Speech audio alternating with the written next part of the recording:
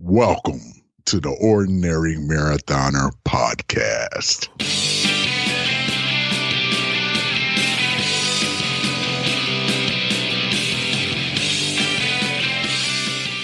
Hello and welcome to the Ordinary Marathoner podcast. My name is Coach Scott. I'll be your host today. Guys, I got a great show for you today. I got a great guest. I'm going to have him on in just a minute. Even though I didn't even ask him how to pronounce his last name, but I'm going to give it a shot without him telling me how to pronounce it. So we'll see how it goes. As always, you can find this and the back episodes of our podcast at our website, ordinarymarathoner.com. Check that out if you get a chance. You can also find them on the aggregators, places like Stitcher, TuneIn, iTunes, Google Podcasts, all that good stuff. If you're watching on YouTube, do us a favor, hit that subscribe button. It always helps us out. We really appreciate that. So thank you so much. I'm not going to waste much time today with sort of intros into the introduction or lead-ins into the introduction. I'm just going to bring in our guest today. I've known him for, I want to say, almost a year now. His name is Greg Rajkovic. How's that? Rajkovic. Wow, wow. I would have never got that. So that's you gotta get Rajkovic. Oh, come on, man! You got a lot of inflection there. It's funny. My mom can't even say it right, but she's the American, so. How about I just call you Greg? Yeah, it's interesting. Yeah, it's Rajkovic. Yeah, Rajkovic. But my mother actually says Rajkovic, and you know, my dad and I, we tried to explain the acute C, the ch sound in Serbian in Cyrillic, and you know, it's really hard to explain this to people who don't speak anything besides English, that the C has to have some kind of a stress on it, and it's like an H. In some anglicizations of our name, there's an H on some people's writing. We don't have it because it's not technically correct. Gotcha. You know, so H is different than itch. Rajkovic. Yeah, Rajkovic. All right, I got it. I got it down. It's funny. The people that I never expect to get it, always get it. And the people that I don't, or the people that I do expect to get it, screw it up. You know, so see, I was thinking you probably get like Rajkovic sometimes or something like that. I get Rajkovic most of the time, yeah. So but at least I got through that first J. I did that. I got through the first J. My first instructor that ever got it right was her name was Joyce Zimbilis. She was married to a Greek person, and she pronounced it correctly in the 6th grade. And I was like, or I just looked at her and I just said a couple of things in Serbia, and then she goes, my husband's Greek. And I'm like, great, you know, so you know the whole Eastern European thing very well.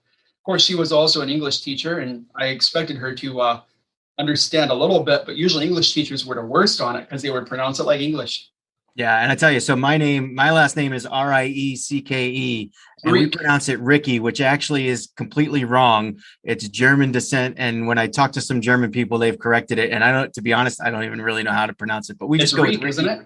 Yeah, well, I think it's actually supposed to be something like Reika in German, but I'm honestly not even sure anymore. The story behind the name, and to give you a quick story, was that my dad's parents were both deaf, and he was the oldest of 3 kids. And in 2nd grade, they asked him, well, how do you pronounce this name? And as a 2nd grader, you look at the letters and it looks kind of like Ricky, and that's what he went with, and that became my name. So that's super cool. Kind of a strange story, but that's how we roll. So listen, Greg, I want to get to the story here because I feel like, and maybe you recall better than me. You seem to have a fabulous memory, I got to say. But I think you recall a little bit better than me, but I'm going to give this a shot. I want to say that you joined one of the USA Triathlon rides, the workout rides that we do. And I sometimes, when I lead those rides, I try to connect with some of the people on there. And I think I connected with you and we invited you to the trivia ride. Yes. And that's kind of like it. And then you show up every week and it's great. Yes. I did the USAT. Is that what you recall? What's that? Yes. I did the USAT rides because at the time, and actually still kind of now, you know, I was doing what almost everybody else was doing and, you know, working from home. And so always finding the opportunity to do something throughout the day, breaking up those periods, obviously, you know, during the peak of pandemic and stuff and the closures and whatnot, which were very aggressive here in Washington State, and they still are.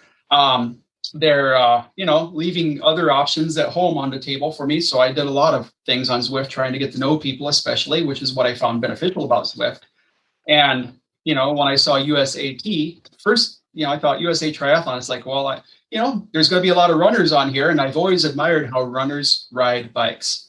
because there's a huge difference in people who run and ride bikes versus people who don't run and ride bikes. And I notice it in cadence, first of all.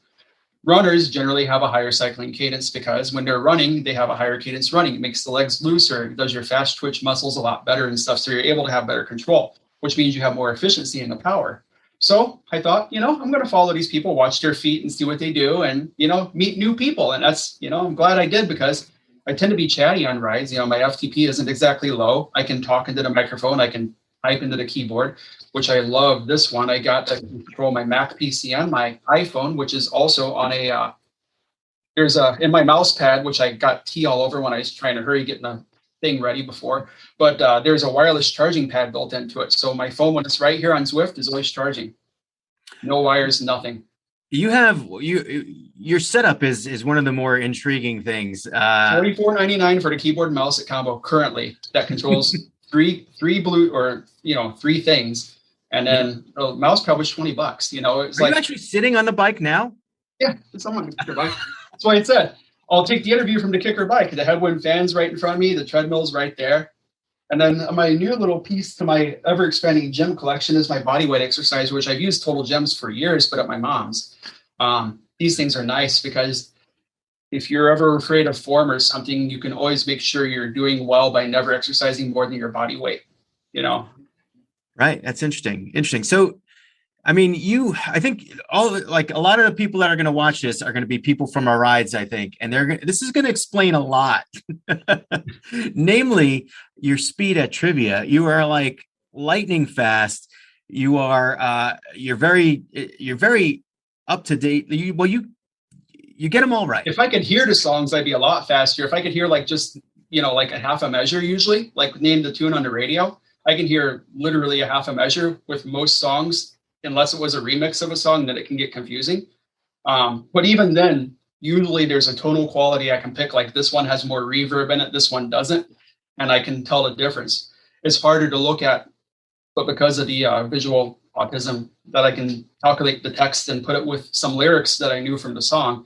Usually I could pick up trivia so quickly, but if I can hear it, I'm much, much faster, actually. Yeah. Yeah, it's incredible. You have a real skill at it. I got second.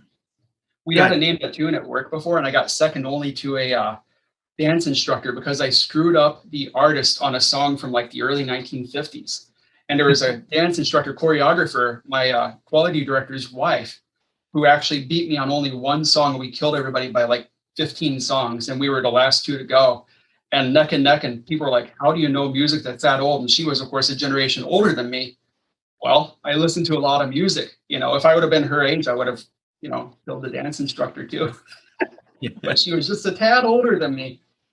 So, I'm trying to, in my mind here, I'm trying to figure out how to put your story kind of together for the audience here in the best way. And I think, I heard you use the word autism there, and I do want to kind of get back to that. I think that's a big part of who you are. And I'm not saying it defines you. No, I think it drives me though, for sure. Right. And there's certainly an awareness there. And I actually, what I love about you is that, you're very kind of open about talking about everything, and, you don't hide anything. And, so I don't feel like I have to sort of walk around it or do anything like that. We can talk it wouldn't have been like this several months ago. I wouldn't have said a word, so. And that's kind of it's almost like, I don't know, man, this is why I love your story, is because I feel like we met each other probably, I'm guessing either earlier this year or later last year. I don't know exactly when. Earlier this year. Don't worry about finding the date. I know the USA ride started in November of last year, so it has to be after that. Correct. And I know you've been with us for at least 6 months. So I know that, we've known each other for at least 6 months to a year. Let's just go with that. I know I can see you kind of trying to figure it out. It's easy enough to search Strava for activities for words. Oh, true. So, one of the ways that we kind of get in touch with all the people that we meet on our rides is through Strava. And that was one of the things that first put you on my radar, because once we became sort of Strava friends and I saw the amount of riding that you were actually USAT Music Trivia Power Intervals, September 29th, 2021. Oh, that February. Okay. USAT Critical Power Records, February 10th, 2021. Oh, and that was a good one. I like that. I actually like that workout. So, like I said, Zwift Rim was leading, so I joined. Aside from the few pushes up front, it was a social study ride. Interesting. There you go. There you go. No, but it's been great to have you aboard ever since then. So I did look at your Strava, and I remember there's a part in Strava where it kind of compares everyone in a group for how much you work out in any given week, like time wise. It was before that because I said Zwift Rim was leading, so it was before that. So I guess it'll be a mystery. Because I remember with Strava, like you would put like you walk down to the gym every day, and you'd have all these activities in there, and you were always the first one, and that got me to look at your Zwift stats, which were incredible. I mean, multiple hours per day. I believe you're level 50 on Zwift, which is the max. And when did you actually start out on the Zwift platform? Okay, so here we go. The first meetup I did on your ordinary marathon was, looks like it was the 24th of December, 2020. Oh, wow. So sometime before that. It's even then, yeah. So do you remember when you started on Zwift? Yes, I started on Zwift. I could get the exact date, but it was January 2015. Oh, wow, that long ago. But it was because I lived in Southern California at the time. And so because I lived there for almost 2 years, and we had the first chance of rain in the forecast in my area on a weekend day, and I was devastated that I couldn't ride on a Saturday. So I went to Performance Bicycle and spent $500 on a smart trainer, and then took it home and rode on what was then, it was like late Jarvis type of era. Zwift was still very beta at the time, but I joined, and I used it, and I was like, this is cool. But then I always rode outside. And then 2016 went by, I paid for it some months that I never used it. And then I realized that I didn't have to do that. So I'd stopped. So I'd funded Zwift for a lot more than I'd really used it for a period. But then 2017 came by. I didn't really use it. 2018 came by, didn't really use it. Used it a little bit in 2019. We had a couple of snow days, just trying to emulate routes and stuff to the smart trainer. Wheel on, was getting aggravated because I would often slip on the wheels because I would simulate at 100% trainer difficulty. And even with trainer wheels, it would eat my tires. And so much that April 2020 came around, 2 days before I got my next smart trainer, which was an EO2D, I blew a tire on Zwift. The tube bubbled up inside, overheated, and blew the sidewall out on the trainer tire. And then, I was able to use the trainer tire because the pressure was alleviated after that, but I only had one more day. I had to put a brand new tube in for 1 day of riding, which was hilarious.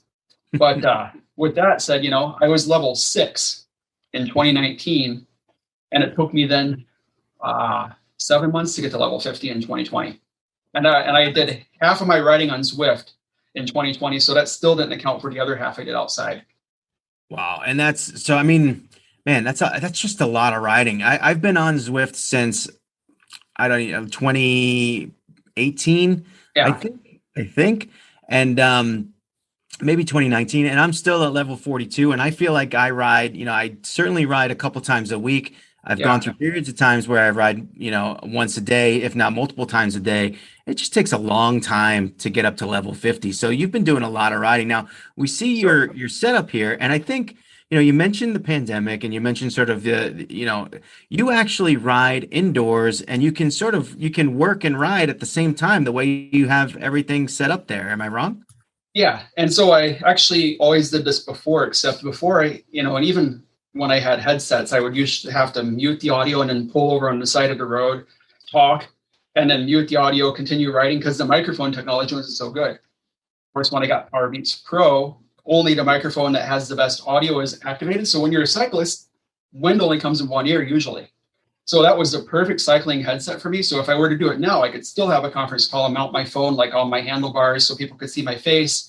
And people wouldn't know. I've gone downhill at 30 to 35 miles an hour without my mom even knowing when I'm talking to her that I'm riding my bike outside. Technology's improved a lot, so I can do this indoors or out. But as far as the indoor stuff, absolutely. I can move the keyboard if I need to, and I can control my Mac, my PC, and my iPhone with the keyboard, my Mac and my PC with this, just with the push of a button. What's really cool, though, besides those accessibility functions, is simply the fact that when riding indoors or out or whatever, from a Zwift perspective and how I leveled up so quickly is that as a commuter, and including the outdoor rides that I used to leave at my local club, almost every night, my commutes home will be 40 to 60 miles each night. I get home at 10 or 10:30. That was a regular thing, 3 to 4 days a week. And my commute to work would be 7 or 8 miles, just a straight shot. And then sometimes for lunch, I'd go on a 10 or 15 mile thing if I had to go out to eat, come back. And so it would add up that I was riding 12 to 17,000 miles a year. So I shifted half of that to Zwift last year. So when you put 8,000 miles in the calendar year on Zwift, you go from level 6 to 50 in no time, because I had no reason to go out. Yeah. So you were kind of right. So you were riding outdoors a ton then. So you're, so I was only riding outdoors. That's why I was level 6 from, all the way from 2015 to 2019. Right. Wow. That's incredible. That's a lot of riding. So, you mentioned before how you like riding with runners sometimes. And so I always noticed that their heart rates seems to be lower when you look on Strava on the average. Their cadence seems to be better outside. And then, I was the non-runner, one of the fastest non-runners up the hills that I rode with in my groups of friends. But there were always those runners who had a few kilos less weight and who had a few watts more that were just, crushing it on cadence going up the hill on smaller cassettes in general, which means that you get more control in the flat. So you're faster, more competitive. You don't have to have the huge thing in the back. I still run a 36 tooth hog on most of my bikes in the back. So I have 1-to-1. So I don't run crank smaller usually than 52-36, but so I can have 1-to-1. But, among the triathletes and stuff, they're always on like the Dura Ace 25s, 28s, and they're going up the same 12, 13, 14% grade hills that I have to living in the Seattle area. So, it was one of those things. It was humbling to realize that if you run, it'll improve your cycling. And if you cycle, well, it improves your running too. Yeah, and especially in triathlon, we see that all the time. We talk about cross training. I can swim. I don't have the technique. The one thing you can't, and plus you can't get that on Zwift yet, right? You can't swim on Zwift. I'm sure it's coming. Rowing. They do, right? They have the rowing. It is rowing that's coming, right? I believe so. I think it's been tested. I feel like I've seen it actually. Yeah, because I have space right here between my stuff for a rower. I could Tetris. You can squeeze it in there for sure. No, I'll just put it on the other TV, For sure. Right. So but through my triathlon training, I've certainly noticed that if I focus solely on cycling, my running will actually take a hit. It will be a detriment to my running. If I focus solely on running, my cycling will take a hit. If I do kind of a mix of both, they will both improve, and they'll improve exponentially together. So you actually, if by using the cross training, it helps both. I noticed it with weights too. I had this question in the Zwift riders group. Somebody was asking, is there anybody who lifts weights here that also rides? And of course they got all the snarky things, and I'm thinking, this person's asking a legitimate question because it's true. Sometimes you see a cyclist, and they got little tiny arms, and they have a little carbon bike, and they can barely flip it over to change a tire, and it's, what do? Oh, I ride a bike all day. Well, that's great. Can you get your tire off? If you have a tube, do you have enough strength? It's like, can you help me with this? It's really sad to see because the people don't have any upper body strength. And for me, it's very important to maintain this because it's the practical aspect. I'm not picking up things with my legs. I'm not picking up things with my, it's just, I'm moving my body. It makes you more efficient. But as far as like this stuff, I think is very important. And especially if you're training and cross training, what I find is if I do an upper day, for example, which my weights, I wish I did weight training with my lower body squats and stuff. I don't do any of it. It's just running and cycling, at this point.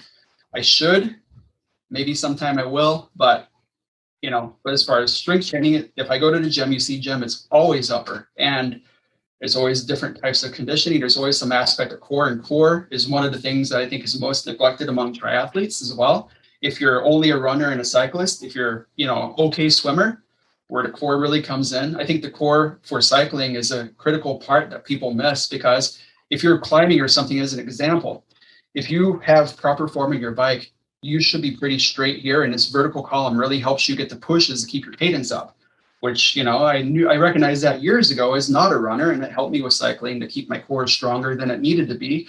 And also it helped me when it did come time for injuries and stuff, So stuff happens when people run out in front of you on a descent outside. Well, your core at least is there to make sure everything else doesn't break, right? So you got to kind of, I think the upper maintenance is great, but if you overdo it, it's still going to be more weight on the bike. So that's why I say moderate intensity, try to get the density up, try to get the strength to weight ratio up as a runner, as a cyclist, as someone who lifts.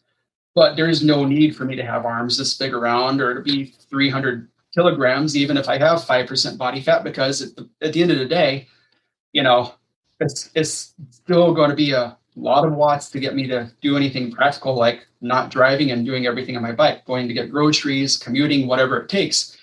The goal here is for me to sustain myself using only my personal mechanisms of biology to get around. I don't want to have to go into a car every time I go past a gas station and see the prices.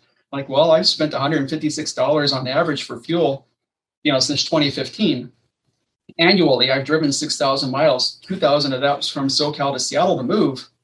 And I've ridden over 60,000 in the same period. It's one of those things that just says, well, if you integrate your fitness strategy with your daily life, to me, it makes the most sense to optimize each time period you have. Don't stress over the goal, but stress over the means to get to the goal.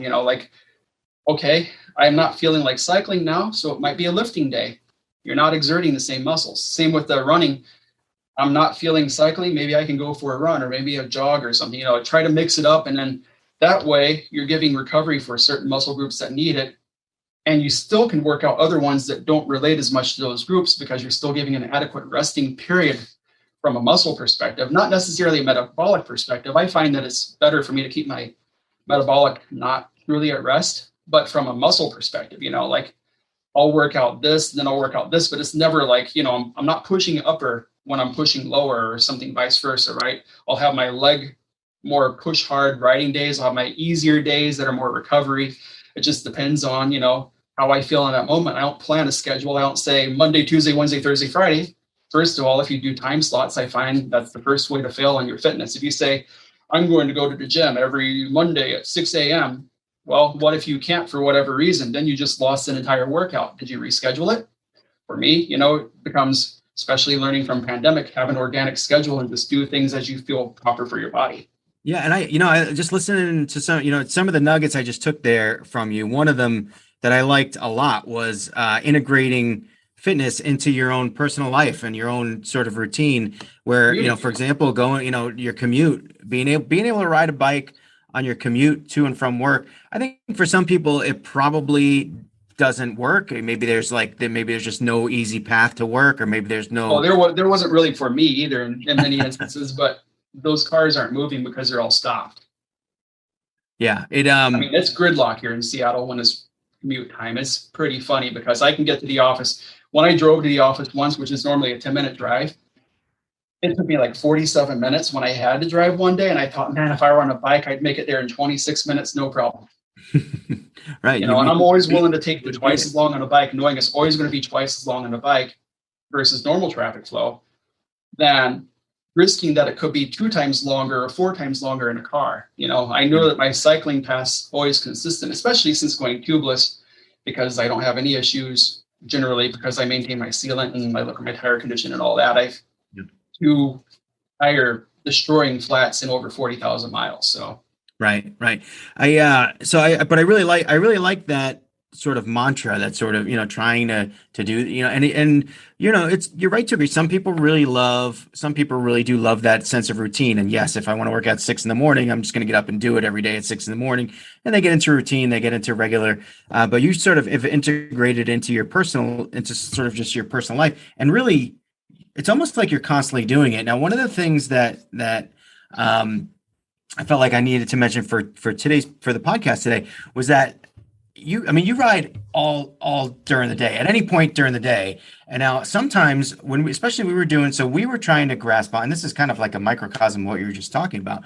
We were trying to do our 5 a.m. rides and trying to get together and stick to that 5 a.m. routine. Now we live on the East Coast where 5 a.m. is 5 a.m., but we would invite you at 2 a.m.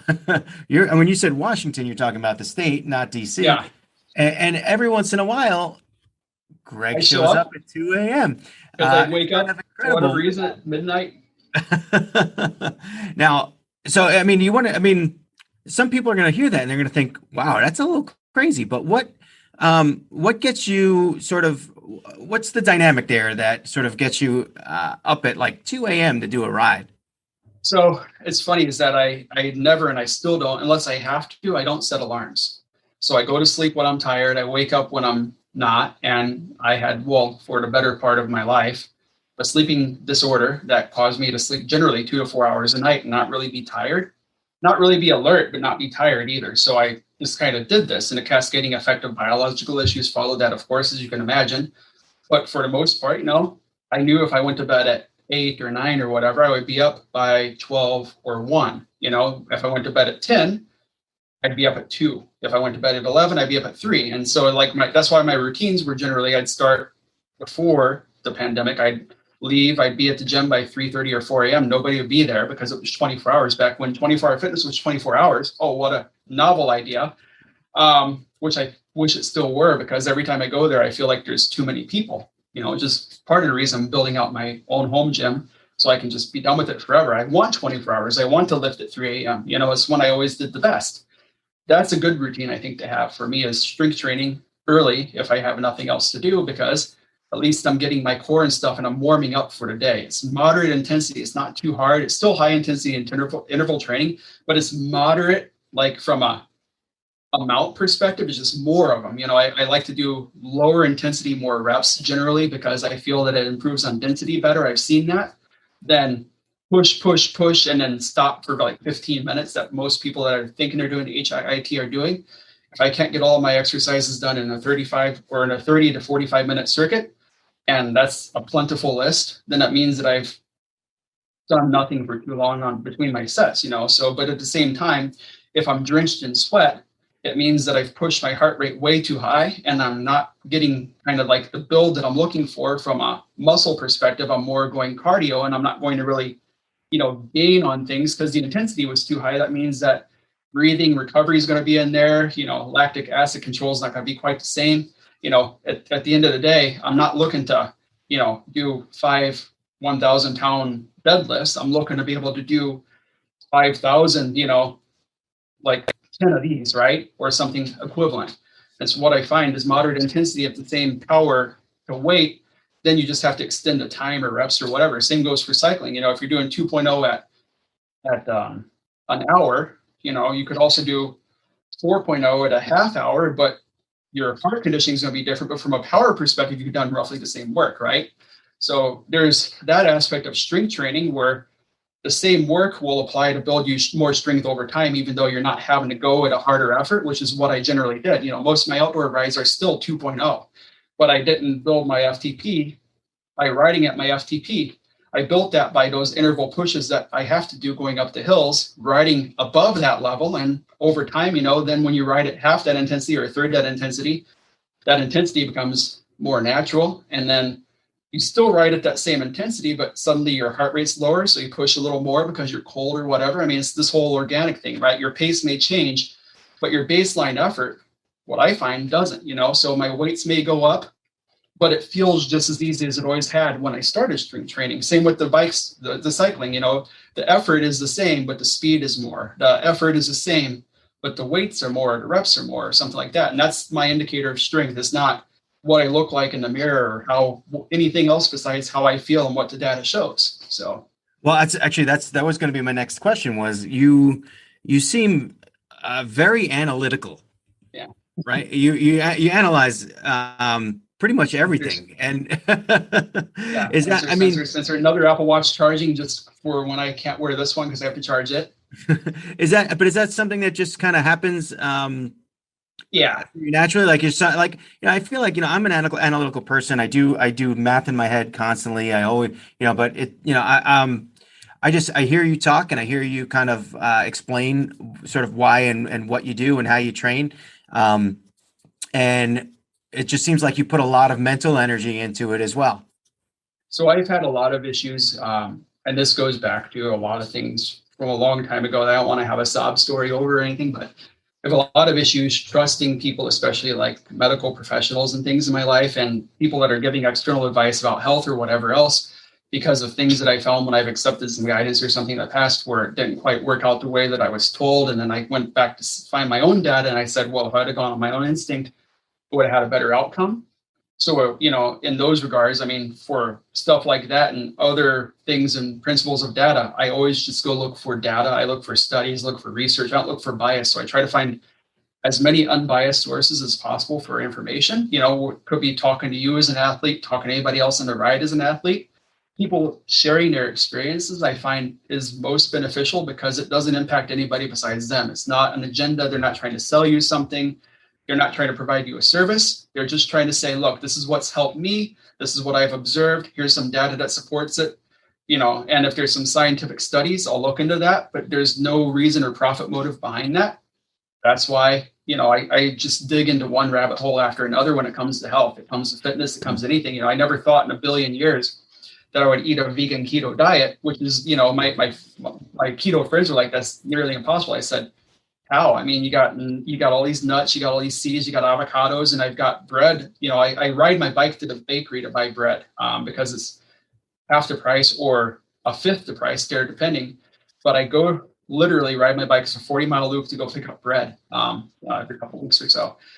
And it's low carb bread, 1 gram or half a gram per serving of net carbs. It's all high gluten stuff, though. It absorbs oil when you fry it, so you can get all that extra fat in there. I make these vegan keto Beyond bratwurst and things, and and also make my own nut butters and stuff. And it's just amazing, like how I said, yes, you can. And one of my friends that said, well, I got kidney stones. Well, I ate a bunch of almonds, and I'm like, well, here I am at 6 months, and everything's working. So. Yeah. I guess, sorry, you can't handle almonds, dude, but it works for me.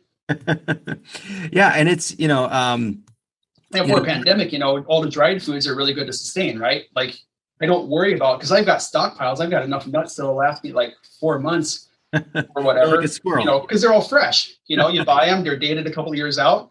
Just make sure you have the next batch on hand. There you go. You could survive. You could survive, when, the rapture, whatever. just watch the oils, right? Yeah. So listen, but it's much cheaper for food. You mentioned like sharing experiences with other athletes and talking to other athletes, and it got me thinking again. When you started with us, a little less than a year ago, somewhat quiet, somewhat reserved, and I'm sure people here are saying, "No, not that guy," but over time, it seems like you've become, and it may simply be a matter of comfort and knowing the people that you're talking to. Have you found? But you did also mention earlier that you've kind of come out of your shell a little bit in the last few months. Yes. In general, like how has that happened? And is it that did you find comfort in the exercise? Did you find comfort in the social group? Did you find that kind of thing? How did you go from being a little bit introverted, I guess, to a little more extroverted lately? So it's really interesting. It's a good point to bring up because, like in the professional space, I've always been regarded as someone who's really good to work with people, generally maybe a little off, but every single step of the way, I've been pushed as I've gone through my career into leadership positions. Like, I was promoted pretty quickly because I had a drive for the customer. When I worked at Sprint and Network, I was promoted very quickly to senior engineer. And then I've worked at that capacity or management ever since. I managed field teams. I've managed validation teams for device validation, whole departments and organizations. I have to have the people skills, but they don't come naturally when it comes to interacting with people like outside. If we're somebody coming to me in the gym, it was always the other person who made the first interaction. It was always, I always had to have, on a personal level, like I've never asked anybody out on a date, that type of thing, because that's true too. I've never asked anybody out on a date. It's the same type of thing. I don't have the drive to go and talk to people and approach them if I see somebody, at least didn't then. But in work, I'm paid to do that. I'm expected to do that. And I had to. And then, over a certain period of time, which doesn't take too long when you're stuck in an office with a bunch of people, you get to know them, Everybody comes up to you and says, hi, I'm blah, blah, blah. You're new. Hi, I'm blah, blah, blah. So that helped me through my career. Then being remote, then I realized how much of a problem this was, because when I go outside, not only was I keeping like 35 feet away from people, and wearing like 17 masks, but also like just looking at, people walking up and down the street and like, they might mug me. It's just this kind of like fear that I've lived in, of people in society. It's just like when I got an iPhone, my mother says the same thing. I grew up outside Chicago, kind of in Northwest Indiana. It's a little rough and at times there's big problems and stuff, in the rural Midwest, how it probably is.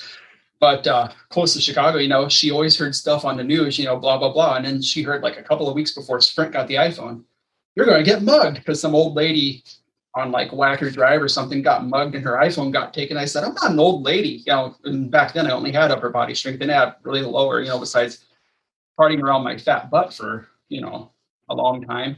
But, nobody's going to take my iPhone. This is ridiculous. And as I kind of saw more and more shady stuff as I was outside and things, it's like, maybe they will take my iPhone and, kind of put it in your pocket. You're kind of just, one of these things. And and then I realized that a 2020 made me look at everybody like that if I didn't know them, like grandma walking down the street, it didn't matter. Like, it's like this person's going to mug me and take my backpack, or they're going to steal my bike, or, and it's just, I was so skittish and nervous that I said, look, I've had enough of this, and I either have to make a change or I'm going to be really done for when society is back, and I tried to reintegrate, and a couple of times it seemed to be good, and a couple of times it seemed to backfire. But after I'd started trying again in September, it's just night and day, because I'd taken charge of my own health, especially kind of like how I'm working and operating mentally. Went through a big ketogenic stress phase to accomplish this. But, I had body temperature issues and sleep issues and stuff that I'd resolved just from focusing on nutrition, basically. But from this, I'm able to go and talk to random people. And I've been doing it. Like even yesterday when I was shopping at the store, I donated a piece of furniture. There was a lady looking at a Dr. Seuss thing. And I said, yeah, it's a beautiful painting. It's a consignment shop. And she goes, it's a shame there's like a little water stain on there. And I said, oh, you can just put a little canvas border around there. I said, it won't even cover the essence of the painting, but it might cost you more than this beautiful artwork is on here, and, she's like, oh yeah, that's a good idea. It's one of those things that I see somebody looking at something. It's like, she's probably like, I hate that water spot, and just talk to her randomly. Don't be afraid if somebody's thinking about something. I don't know if she ever picked it up or not. I'm not going to stand there and, say, hey, are you going to buy this? But, if somebody's struggling with something, it doesn't matter what it is, or if they're just there, most people give them the benefit of the doubt. They're not scary. There's no need to not interact with them. The same thing with interviews. I was always really good at interviewing. And then when I tried to interview, I've never not landed a job until I realized that being in business. Then when I started interviewing with people, hey, that's the first job I never got in my entire life, which was like 2019, every single other interview, bam, job, bam, job. And now I'm realizing that not only can I not really land an interview if I want to go outside of my startup, but it's really difficult because, everything's online, and where my verbal proficiency and stuff now is working. My written skills are great, but they're verbose sometimes because I'm an engineer, I'm technical, and I write things. And if I'm typing to a recruiter, they might see 3 or 4 paragraphs of text and they'll TLDR it. They'll push me aside for another candidate. It's like, hey, I was just telling you that I'm so flexible for your schedule, blah, blah, blah, blah, blah. And then they don't reply. They ask me, what's my availability? I'm like, here's where my availability is not, and then it's just, okay, well, they obviously aren't interested in a relationship more than they are trying to hit that candidate that says I can do this right now, Yeah. So I'm more of a quality person over a quantity person, and always have been. You verbose though? No. Writing. Yeah. But now my speaking can be like my writing too, except I used to kind of talk like this monotone because I had to read everything that I spoke. So people would often joke and call me a robot.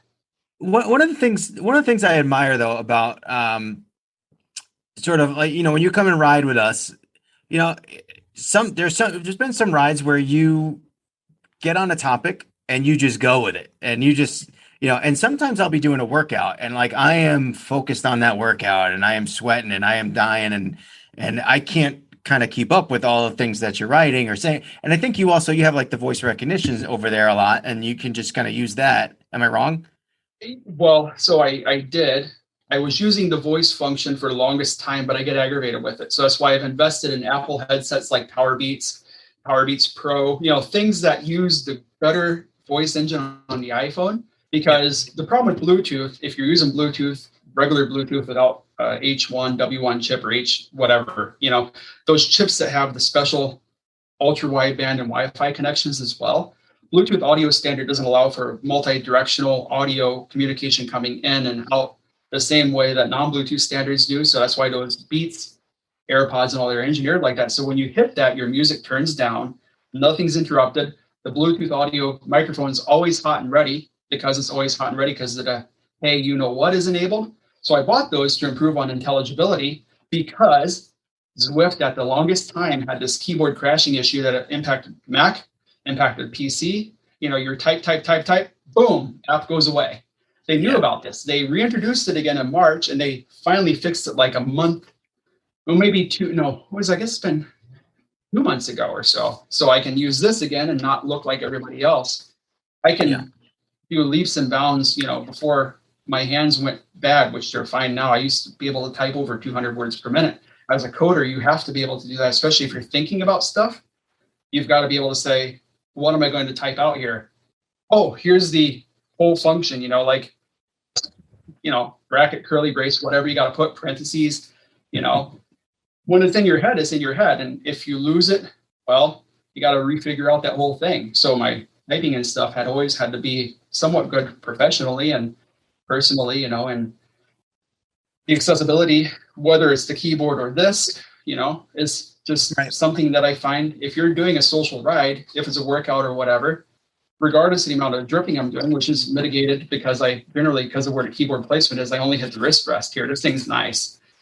It's great. Everything that you have, there's a reason for it. And it's like everything you have, like the little thing underneath the keyboard, everything you've analyzed and you've made decisions. But what I wanted to get at was, I think that we've kind of come up with this sort of, I was going to say unspoken, but it's been spoken. But I did post something about this morning, though. Sorry. You go right away and you go type away and and I'm like, listen, man, I'm going to try to read what you write, but sometimes I'm not going to be able to read it all. As long as you're okay with that and you're fine with it. And I posted my story. Yeah. So I posted my story today. One of the things in the group, that I really was kind of heartbroken in my club, and nobody meant any harm by it. But I tried to talk to people when I was going up hills because I wanted to distract the effort. It didn't matter that I was putting 220 watts, 230 watts, 250 watts, 280 watts. My heart rate would be 140, 145. I would be talking to you, maybe taking a couple of breaths here, but at 140, I can still talk like this, generally. I might have to take a breath like this, but for the most part, having a conversation is going to be okay. And other people tend to disagree sometimes. And they tell me, shut up. Don't you want to focus on the hill? If you have that much breath, why don't you go? It's like, I don't want to go at that pace because I don't want to get my heart rate higher. It's going to kill my endurance. It's going to make my riding strategy for tomorrow terrible. It's like, I want to go at 240 watts. I know I can go at 310, 320, 330, but I'm here. Even if you can't talk back, my conversation, and that's why I apologize sometimes. My conversation distracts the effort from me because as long as my effort is distracted, regardless if somebody responds back or not, it's like I'm at least making the hour go by faster because the effort might be a little higher than I was planning to do. And that's how I've gotten a lot of my workouts and stuff done. Even at the gym, if I want to really get distracted, I'll put on some music that really engages me. That way, if I'm going for a higher intensity effort, I don't notice it as much because I'll maybe work to the cadence of the music. I'll pick a song where, the reps are going to be something I can tune. It's just stuff like this that is this, 90% mental. I mean, it goes back to the endurance sports philosophy of, really it's 10% physical, 90% mental. And if I can get the mental part passed, the physical part will come. If I can't, well, the ride sucks. This is boring. I don't want to do this anymore. Oh, why am I going at 80 RPM? My legs are so sore. I need to go at 20 RPM. Oh, no, my knees are sore, You just don't do it. You got to make it happen. And whatever makes you work out, I think, if it's conversation or whatever, I think it's a good thing. Yeah. And I think it's, it's a natural sort of inclination for people to not want to feel rude and say, and sort of like not read what you're writing, right? So, but sometimes, so that's why I remember I said to you, I said, Greg, I'm gonna be honest, I'm not reading what you're. But every time somebody gets chatty, every time I get chatty, I notice people aren't. I'll still apologize once in a while, and it's always funny because I think that people are getting mad that I'm chatting. They can just hit H or whatever, right? I think that people are getting mad that I'm chatting. I didn't even know. And I don't think, and then I find out that they all follow me like after the ride. It's like, oh, I guess they weren't mad after all. They were just working hard, Right. But worrying about what people, I never want to upset somebody either at the same time. But also now the difference is if I do, it's like, well, that was on them. I probably didn't do something to upset somebody besides maybe talking too much. I mean, yeah. And, I think it's fine in our group at least, but I mean, I guess, I could certainly see where someone might be agitated or aggravated and chirp back, but they probably just don't know you. Well, no, these were close friends out and about, I mean, I think they told me that because they do know me, there you go. He's going to talk for this entire 3,000 foot climb. Like, just get up there. It's like, no, just let him go. Just let him go. Now, you mentioned in the very beginning, and we've actually made it through the conversation without talking about it. And if you're uncomfortable talking about it, I completely understand. But you mentioned the term visual autism. And I know that you've been a little bit. I'd love to talk about this. Yeah, you've been vocal, on the ride at times about autism, and our foundation, the Ordinary Marathoner Foundation, we have a program for autistic athletes. That's been going really great, by the way. We have one participant in the program now, and we're looking to expand that. And we've got some really interesting opportunities coming up to potentially expand that program, and we're loving it. As an autistic athlete yourself, if you want to, I mean, I guess I'll just give you the open floor and say, what specifics about I guess being an autistic athlete, what when it comes specifically to you, what are your experiences? How does it affect you? And do you find that things like exercise, obviously diet, nutrition, sort of affects your autism?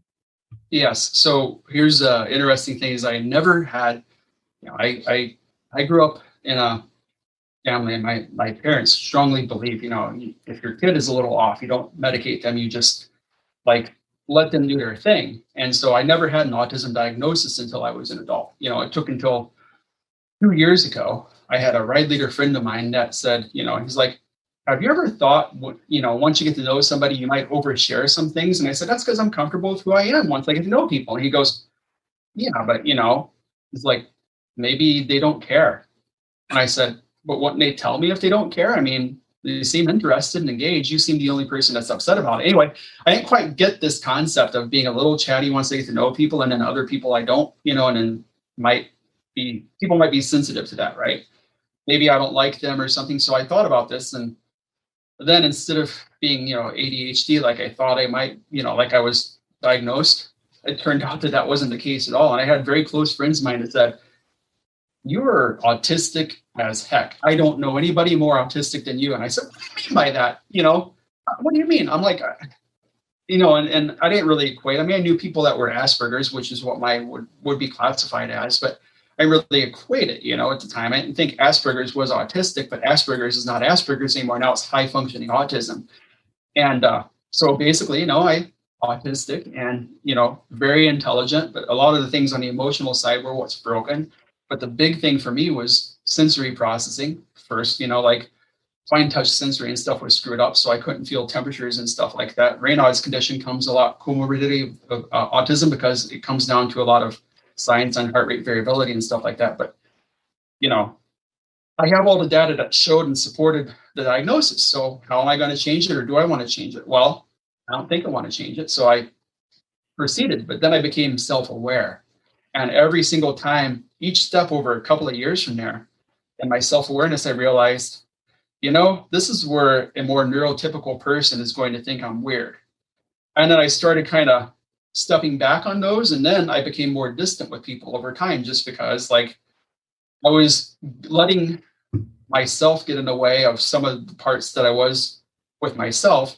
And it contributed to a degradation when I was in isolation during 2020, because these steps for me to make improvements were also detrimental because I was blocking myself from being myself at the same time. So, when it comes to communication, how it would impact me, visual autistic, visual audio autism is what I describe it as, kind of to say that if I have a conversation with you or you had a conversation with me, I would have to read everything in my head first, if I said it or you said it, which helped me on music trivia, obviously.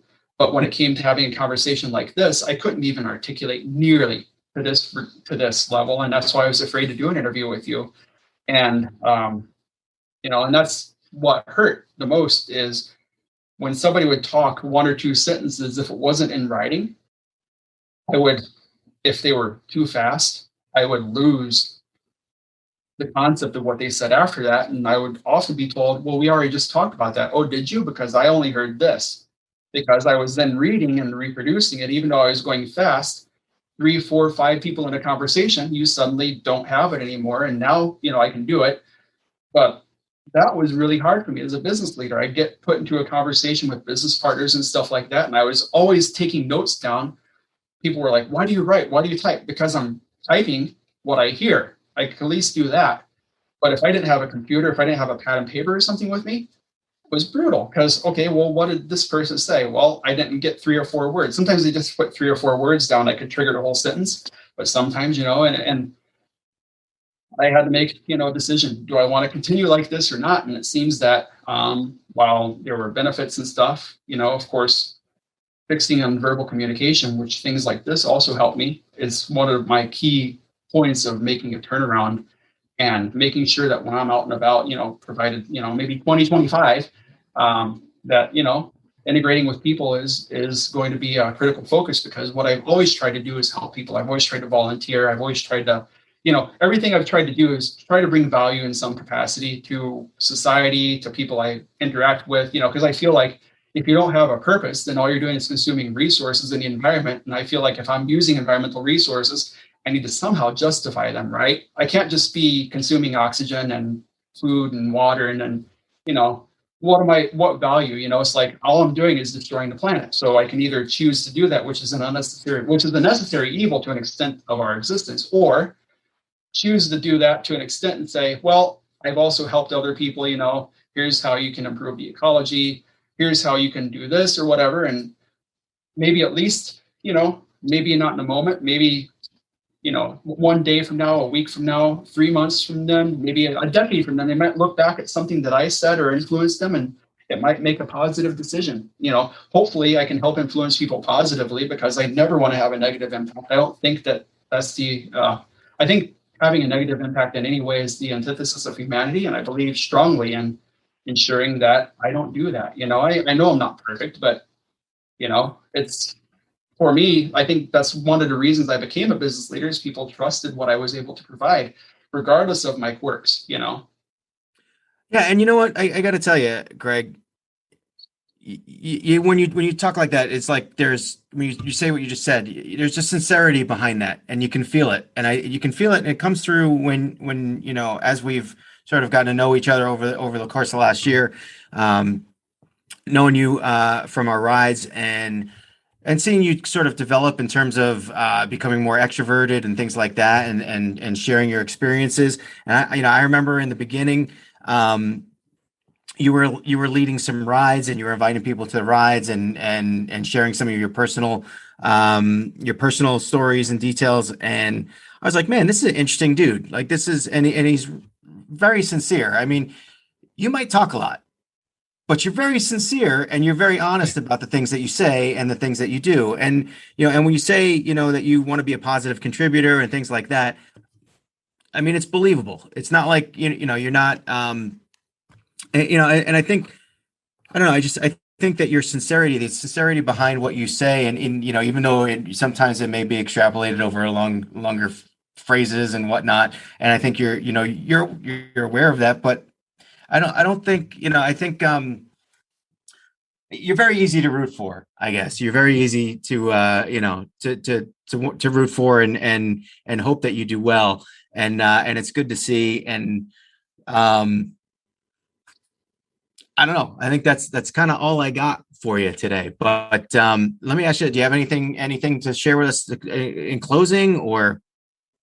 Yeah, I mean, so, the Zwift community has really helped me out a lot, as far as being able to trust people, just, people that I don't know. That was the primary thing too. People I have never met.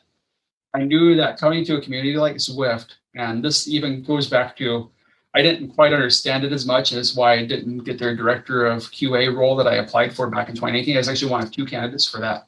I didn't get the Zwift director of QA role. It wasn't because of personal skills or whatever else. It was because they went with somebody in the gaming industry. But it was humbling because I couldn't answer a lot of things pertaining to the platform. I could answer a lot of things pertaining to the athletic needs of the platform. I could pertain how the platform works. But as far as the social environment, I had no concept, because everything up to that point in 2019, I'd never done a group ride. I had only done pick a workout, pick a route, solo it, right? So I hadn't had the concept of chatting during the game. I had no idea. I get on it in late 2019, and it's like, wow, this is amazing. I didn't know this was even part of it. I had no idea, because I started using it early, and I'd only used it on the absolute worst of weather days. I mean, beyond the extent of here in Seattle, commuting to work, I've commuted when we've had freak snowstorms, 9 inches, grab my fat bike and go. It's like, I don't care. Nothing's going to stop me until I have to walk the bike up the hill because the thing throws over during the day, which I had to do once. And that was humbling, because snow got in my boots and everything. And you have to basically walk with one hand on the brake, because your bike has traction and you don't. You just deal with it, right? But there's just things like this that you just make it happen. But I had realized that, talking to people that I met on Zwift, that people come to this as a social network.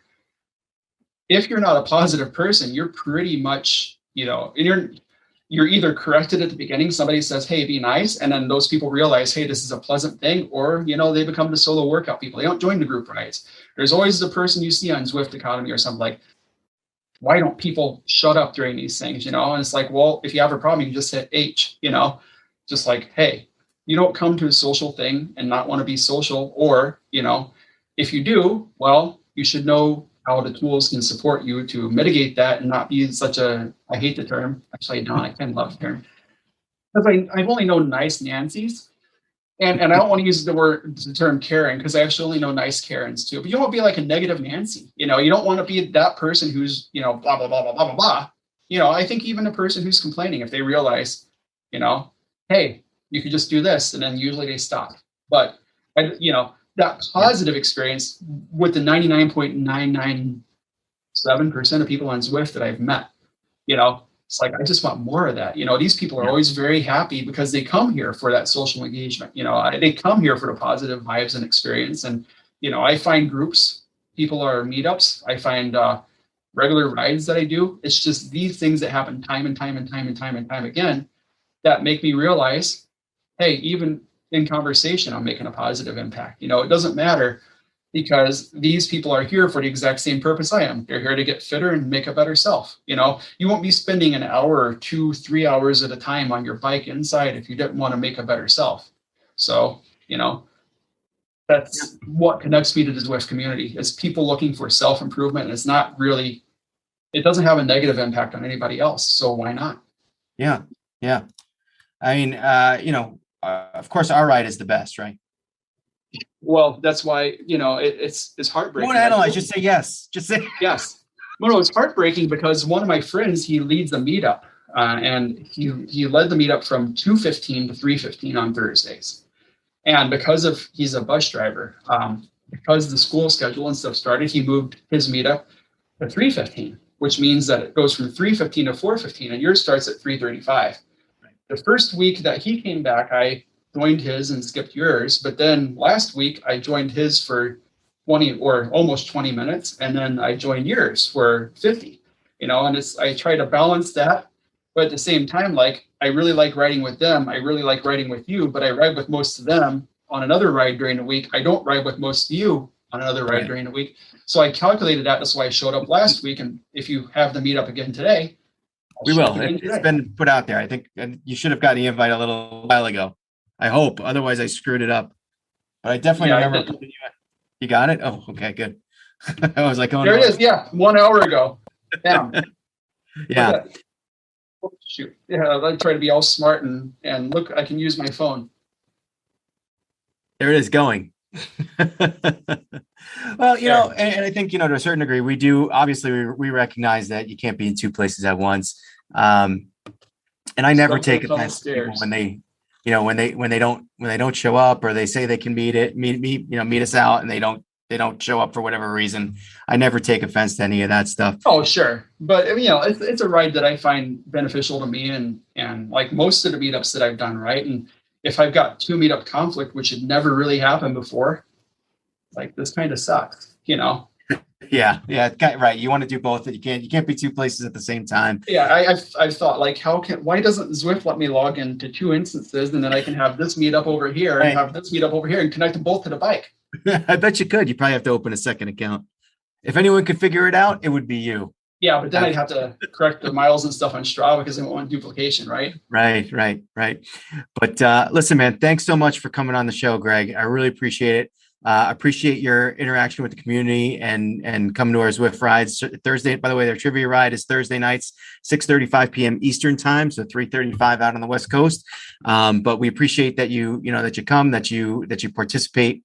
And you're always like, you know, whenever I look at one of these trivia questions, sometimes I'm like, all right, nobody's going to get this one. Would Greg get it?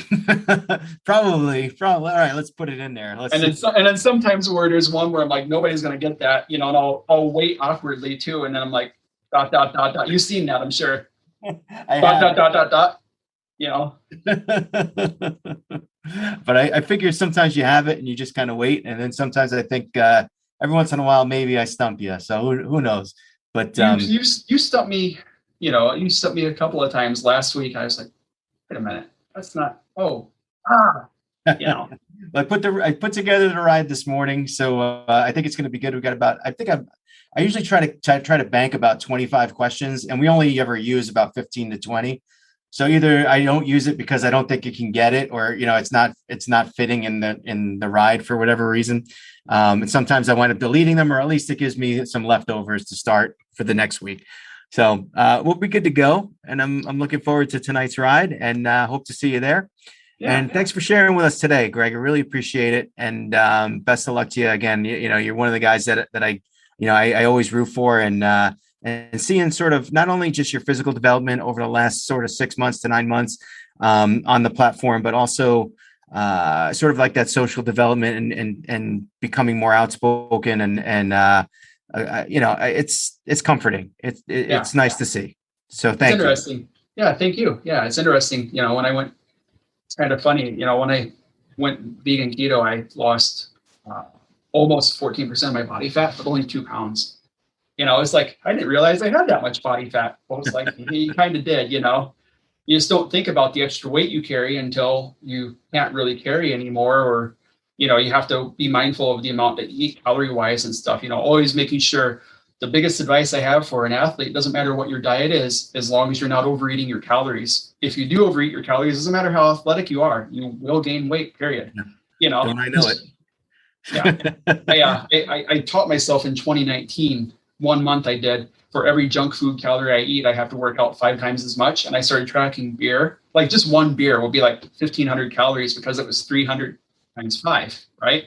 Yeah. What does it take for 1,500 calories? It takes 2 hours, 3 hours on the bike, depending on the intensity, you know. Sure. It's like, and it took me 10 minutes to enjoy this, you know. So I was like, okay, we'll replace this with water.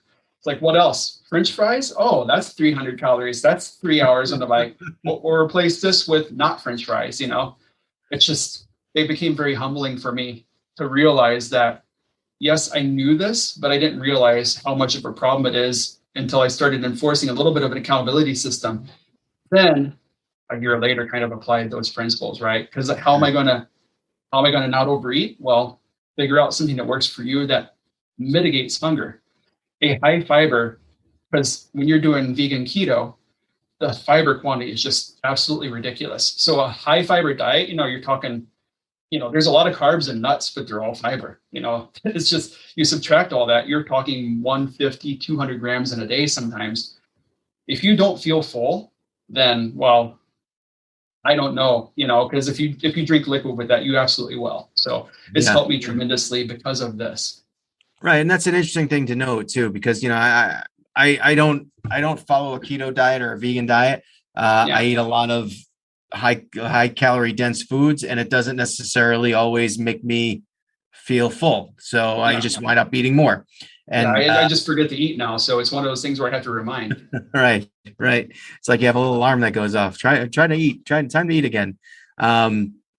Anyway, but thanks for all of all of your analytical feedback. No, I really appreciate it, and I love what you're doing. So keep it up. Yeah, thank you so much. Really appreciate it, and I'm looking forward to the awesome hoodie. Yeah, they're on their way. They're at the printer, picking up the next week or two, and we'll get them out to you. Thanks so much, Greg Rajkovic. Yeah, Rajkovic. So think like if you want to think about it in English, like think rye like the grain. Rye like the And then like knockout, except you pronounce it. Rajkovic. Or like co-sponsor, And then Vich like rhymes with something else with a V. That's actually what I used to say too. I'd say rhymes with something else but with a V, even to like teachers and stuff when I was a kid. And they just snicker. They knew what I meant. I got you. All right, guys. Greg Rajkovic. What? It was snitch. I meant snitch. Snitch, itch, whatever. Rich. Rich, yes. There you go. All right. Thanks, Greg. It's great talking to you. And always remember when it comes to that's an old thing I used to say. Every day is an ordinary day unless you make it extraordinary. So get after it, guys.